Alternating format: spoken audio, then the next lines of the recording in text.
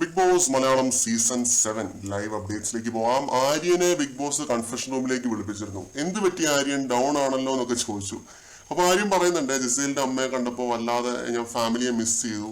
പിന്നെ കട്ട് ചെയ്തിട്ട് കാണിക്കുന്നത് സ്റ്റോർ റൂം ക്യാമറയാണ്. ആര്യന്റെ ബ്രദർ താറുഷ് ആര്യനെ പോലൊക്കെ തന്നെ ഇരിക്കുന്ന ഒരു ചേട്ടനെയാണ് കിട്ടിയിരിക്കുന്നത്. ആര്യനെ പോലെ തന്നെ ഹാൻസം ആണ്. പുള്ളിയെ സ്റ്റോർ റൂം വഴിയാണ് ബിഗ് ബോസ് വീട്ടിലേക്ക് കയറ്റി വിട്ടത്. പിന്നെ ഉടനെ ഒരു ഹിന്ദി പാട്ട് പ്ലേ ചെയ്യുന്നുണ്ട്. ആര്യന്റെ അമ്മ ഡിംപിൾ ഹൗസിലേക്ക് പ്രവേശിക്കുന്നുണ്ട്. ഒട്ടും തന്നെ മലയാളം അറിയില്ല എന്ന് ആദ്യമേ പറഞ്ഞൊരു മുൻകൂർ ജാമ്യം എടുക്കുന്നതായിട്ട് കണ്ടു.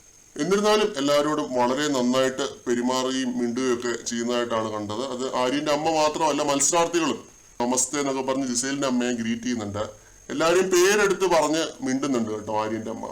ഇതൊക്കെ കണ്ടപ്പോൾ എനിക്ക് ഓർമ്മ വന്നത് മറ്റേ വൈറലായ സർദാജിയുടെ കാര്യമാണ് കേട്ടോ.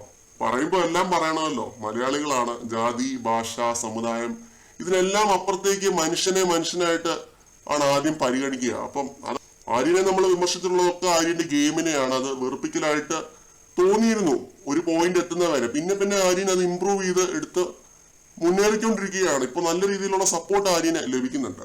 പിന്നെ ജിസേലിന്റെ മമ്മിയുടെ അത്രയും പോലും ലൗഡ് അല്ലാത്തൊരു സാധു സ്ത്രീ ആയിട്ടാണ് ആര്യന്റെ അമ്മയെ കണ്ടപ്പോൾ എനിക്ക് തോന്നിയത്. ഹിന്റ് പോയിട്ട് ഒന്ന് സംസാരിക്കുമെന്ന് പോലും തോന്നുന്നില്ല. ആര്യൻ ബേട്ട ഖാന ഖായ എന്ന് ചോദിക്കാനാണ് സാധ്യത, എന്നുവെച്ചാൽ ഫുഡ് കഴിച്ചോ എന്ന് ചോദിക്കാനാണ് സാധ്യത. അതേപോലെ ആര്യന്റെ അച്ഛനെ ഞാൻ എക്സ്പെക്ട് ചെയ്തിരുന്നു, പക്ഷെ തിരക്കുകൾ കാരണം വന്നില്ല എന്നാണ് ആര്യന്റെ ചേട്ടൻ പറഞ്ഞത്. ഇതൊക്കെയായിരുന്നു സ്പൈക്കുട്ടന്റെ പസിലാണ് ആര്യൻ അറേഞ്ച് ചെയ്യാനായിട്ട് ബിഗ് ബോസ് കൊടുത്തത്. പെട്ടെന്ന് തന്നെ ആര്യൻ അത് ചെയ്ത് തീർക്കുന്നുണ്ട്. രണ്ടാമത്തെ ടാസ്കിലേക്ക് കടന്നു എന്ന് തോന്നുന്നു. ഇതൊക്കെയായിരുന്നു ലൈവിലെ പ്രധാന അപ്ഡേറ്റുകൾ. കൂടുതൽ അപ്ഡേറ്റ്സുമായിട്ട് വീണ്ടും കാണാം.